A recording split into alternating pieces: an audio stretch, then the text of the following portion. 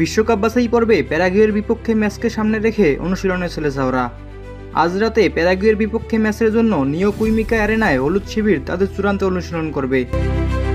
আজকের অনুশীলনে আগের ম্যাচ ইকুয়েডরের বিপক্ষে খেলা একাদশ থেকে 2 পরিবর্তন করেছে কোচ কার্লো আনচেলত্তি, যেখানে রিচার্লিসন ও এস্তেভাও উইলিয়ামকে বসিয়ে অনুশীলন করেছে রাফিনিয়া ও ম্যাথিউস কুনিয়া। আজকের অনুশীলন করা একাদশটাই হতে যাচ্ছে প্যারাগুয়ের বিপক্ষে ব্রাজিল সম্ভাব্য একাদশ, এমনটাই জানিয়েছে গ্লোবো স্পোর্টস।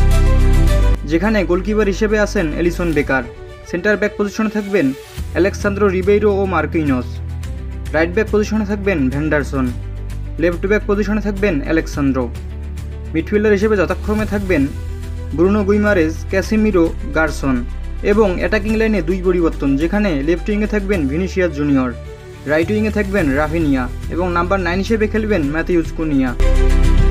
বুধবার 11 জুন বাংলাদেশ সময় সকাল 6টা 45 প্যারাগুয়ের বিপক্ষে নিজেদের ঘরের মাঠে নামবে ব্রাজিল।